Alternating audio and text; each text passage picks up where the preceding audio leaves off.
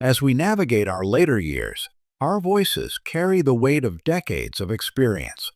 We have stories to tell, wisdom to share, and a desire to remain connected to the world around us. Yet, have you ever felt a subtle shift in conversations? Perhaps a sense that younger generations aren't quite hearing you, or that you're sometimes unintentionally creating distance instead of connection. It's a common, often frustrating experience for many seniors. We often assume that age automatically bestows respect and ensures our words are valued. And while the wisdom of experience is indeed precious, the reality is that how we communicate plays a vital role in maintaining strong relationships and ensuring our voices continue to resonate. Unintentional verbal habits, picked up over a lifetime or perhaps influenced by the changes of aging, can sometimes undermine the very connection and respect we desire, creating barriers we don't even realize are there. In this video, we're going to shine a light on this critical aspect of aging gracefully and staying connected. We're going to identify 6 specific phrases or types of verbal expressions that seniors might find themselves using that can inadvertently lead to misunderstandings, frustration, or a subtle erosion of connection and respect from others. These aren't necessarily malicious things to say, but they often carry hidden implications that negatively impact communication. Understanding these communication pitfalls and learning how to reframe your thoughts and words can profoundly improve your interactions with family, friends, and younger generations. By recognizing these phrases and adopting alternative ways of expressing yourself, you'll be better equipped to foster deeper connections, ensure your valuable perspective is heard and respected, and feel more integrated and less isolated. These insights are based on common communication dynamics, psychological principles related to perception and defensiveness, and observations about intergenerational communication challenges. They highlight how specific language patterns can shape how your message is received, regardless of your intent. I encourage you to listen closely to all 6 points and reflect honestly on your own communication patterns. Identifying these habits is the first step, and the strategies we'll discuss can make a significant difference. Stay with me until the very end, as the final phrase is one that can really shut down conversations and make you seem resistant to the present world. Let's get started. Here are 6 phrases you should never say in your old age if you want to stay connected and respected. The first one is, introduce point #1. Phrase to avoid number 1. In my day.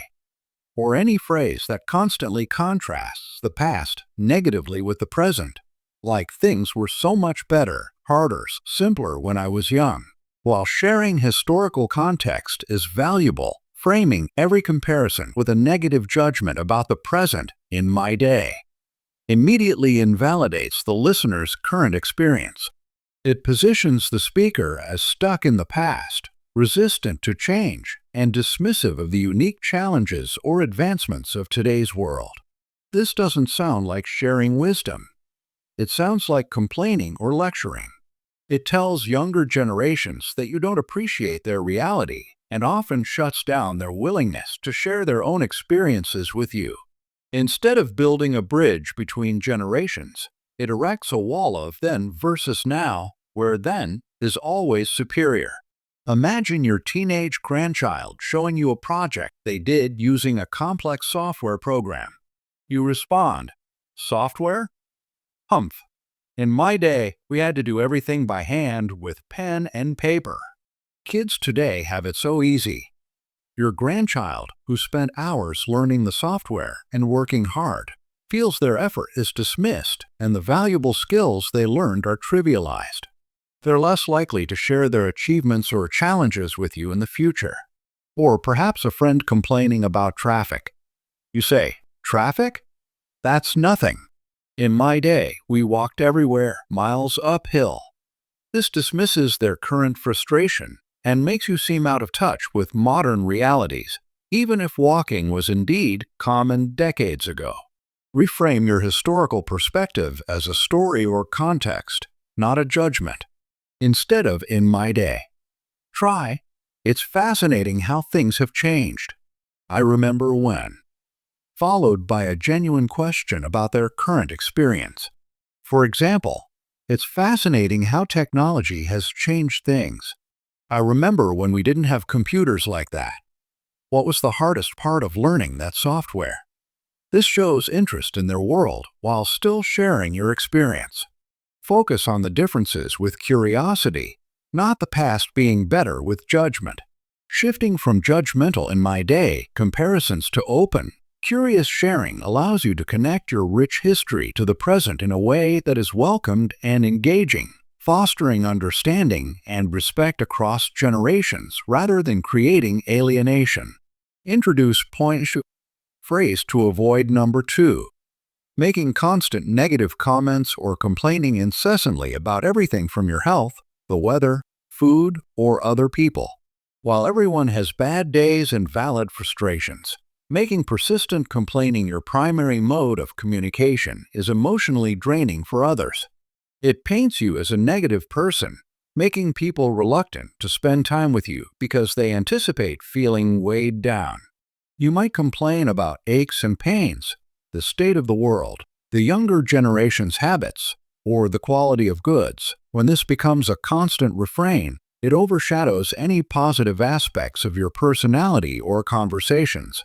People start to associate you with negativity and may avoid engaging beyond superficial pleasantries, reducing your opportunities for meaningful connection and making you seem difficult or unpleasant to be around, eroding potential respect. Think of Uncle George. Every conversation starts and ends with a complaint. His back hurts. The news is terrible. The soup is too cold. The waitress is slow. The weather is awful. His neighbors are noisy. His family loves him, but visits become shorter, and phone calls are dreaded. They start minimizing contact because they leave feeling emotionally exhausted. When Uncle George does try to share something positive or offer advice, it's hard to hear it past the constant hum of negativity that surrounds him. His valuable insights are often lost because people brace themselves for the next complaint. Practice mindfulness about your verbal output. Before speaking, ask yourself, is this comment necessary? Is it mostly negative? Can I reframe this? Actively look for positive things to comment on, no matter how small. If you need to discuss a genuine problem like a health issue, do so constructively with the appropriate doctor, family member who can help, rather than using it as a constant conversational opener or topic. Inject gratitude into your conversations. Ask others about their positive experiences. Cultivating a more balanced or positive communication style makes you more pleasant to be around, encouraging others to seek out your company and making them more receptive to your thoughts and feelings, thereby maintaining stronger connections and allowing your positive qualities to shine. Introduce .3. Phrase to avoid number 3. Condescending or dismissive remarks directed at younger generations, such as "you kids today don't know the meaning of hard work," or "you have it so easy," or generalizing negative stereotypes. This type of phrasing creates immediate defensiveness and resentment. It dismisses the unique challenges and complexities faced by younger people today: economic pressures, technological shifts, different social landscapes. It implies a moral or experiential superiority based solely on age, which is condescending and disrespectful. While your generation certainly faced difficulties, so does every generation. Generalizing negative stereotypes about millions of individuals based on age is unfair and inaccurate.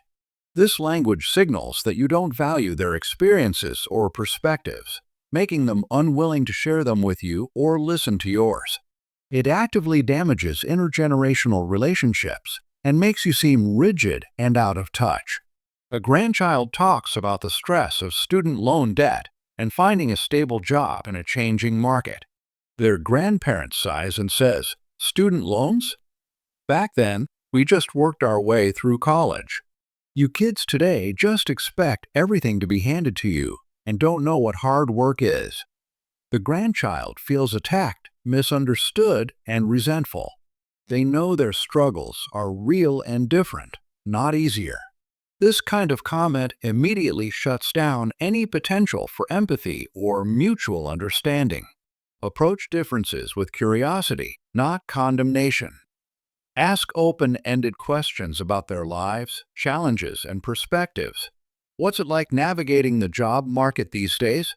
I know it's very different than when I was starting out. Share your own experiences and challenges without framing them as universally harder or better than theirs. Acknowledge their reality. It sounds like finding affordable housing is incredibly tough now. Focus on finding common ground or understanding different experiences rather than judging them against your own past. Replacing condescending generalizations with genuine curiosity and acknowledgement of different realities builds bridges between generations, opening the door for meaningful conversations where both your experiences and theirs can be shared and valued, fostering mutual respect. Ouch, that third one can be tough to hear, but it's important. If you're reflecting on how you talk about younger generations, type Generation Bridge in the comments. Introduce point phrase to avoid number 4. Repeatedly telling the same stories, asking the same questions, or making the same points multiple times within a short period or to the same person, giving the impression you don't remember or weren't listening. While reminiscing is a joy of old age, excessive or unaware repetition can be frustrating for listeners and signals a lack of presence in the current conversation. It can make people feel like their previous responses weren't heard or remembered. While memory changes can contribute to this, sometimes it's a habit of being focused only on one's own narrative.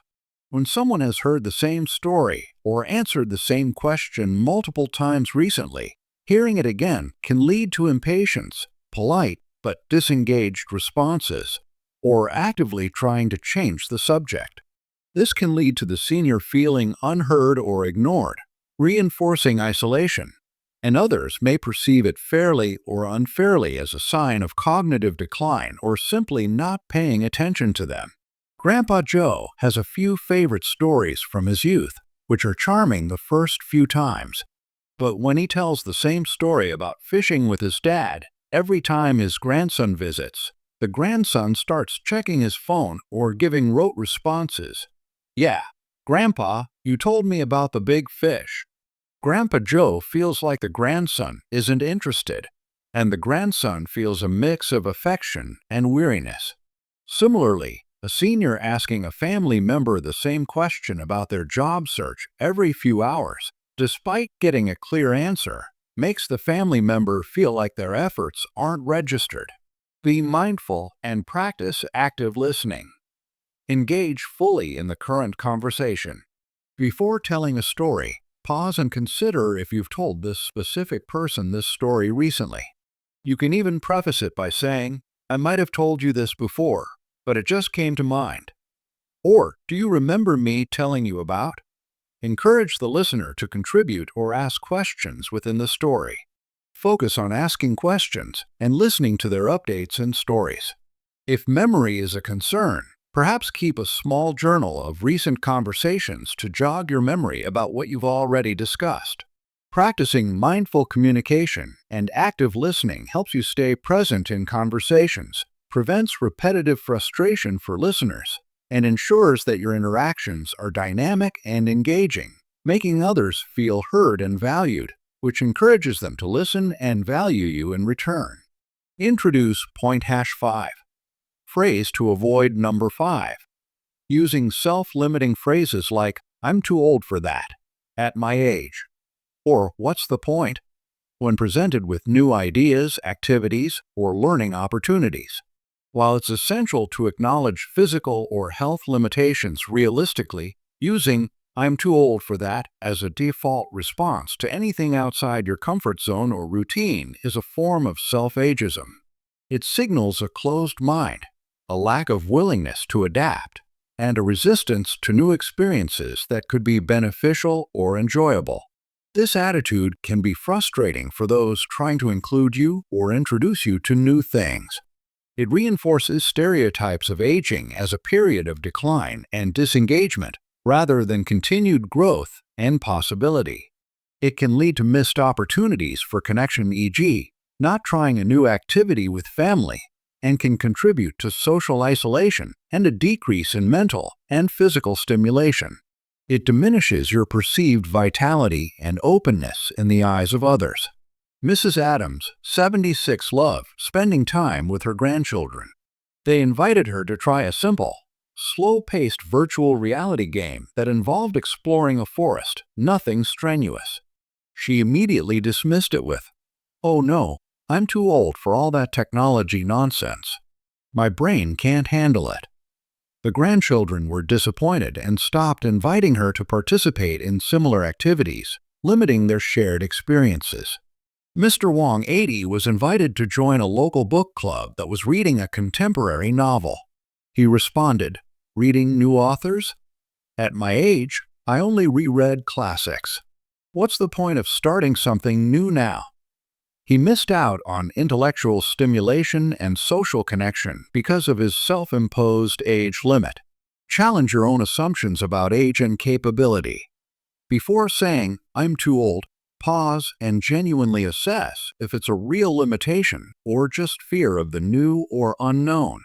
Could it be adapted? Could you try just a small part?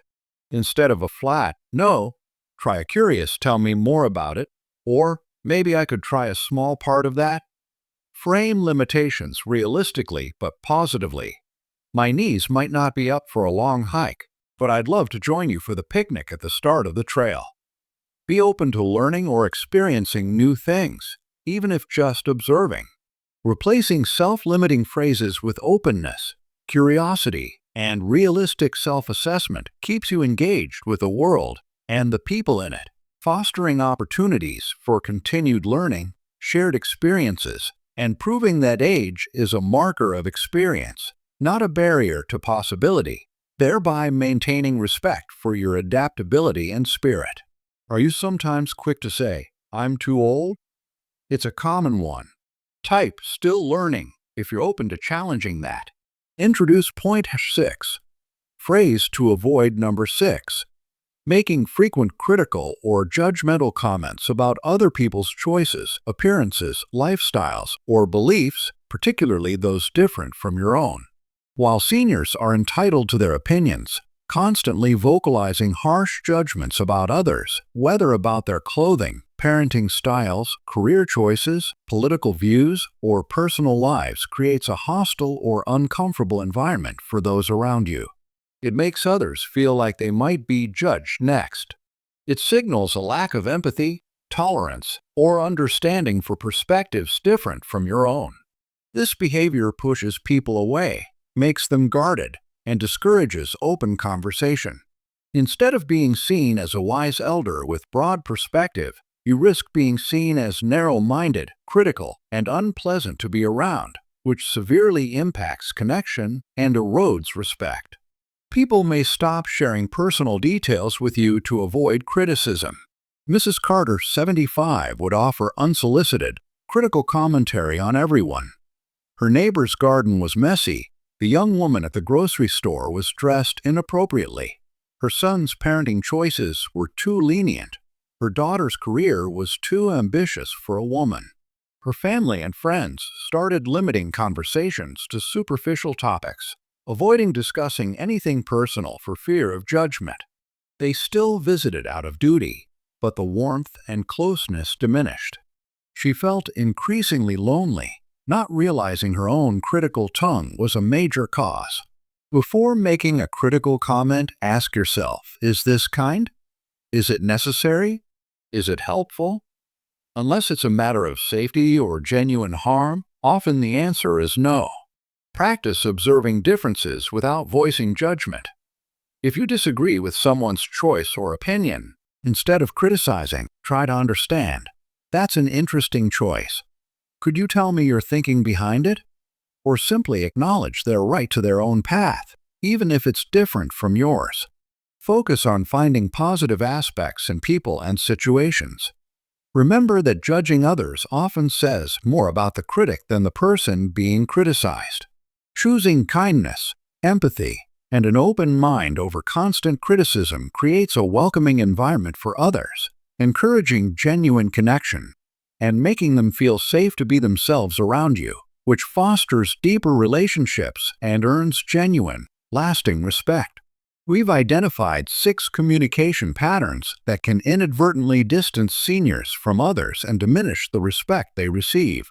Constantly comparing the past negatively in my day, persistent complaining, condescending remarks about younger generations, excessive repetition, self-limiting phrases like, "I'm too old for that," and frequent critical judgments about others. The crucial takeaway here isn't about silencing yourself. It's about the power of intentional communication. Your words have impact. By being mindful of the messages these specific phrases send, messages of being stuck, negative, judgmental, resistant, or closed off, you can choose language that better reflects your true desire to connect, share, and be a valued part of the lives of those around you. Changing ingrained verbal habits takes effort and self-awareness, but it is absolutely possible at any age. By focusing on open-mindedness, active listening, empathy, and framing your contributions positively, you can strengthen your bonds, ensure your wisdom is received with open ears, and maintain your standing as a respected and cherished individual. Your later years can be a time of profound connection and influence, and mastering your communication is key. Look honestly at yourself. Which of these 6 phrases or habits do you most recognize in your own speech? Which one will you commit to becoming more aware of and working to change, starting today? Pick just one to focus on. Thank you for joining me for this important conversation. If this video resonated with you, please give it a like. Share this with family and friends. This information can benefit people of all ages, helping us all communicate better across generations. And remember to subscribe to the channel and hit the notification bell for more insights on living a fulfilling and connected life in your senior years. Let me know in the comments below which of these phrases you found most impactful or challenging to change. Stay mindful, stay connected, and I'll see you in the next video.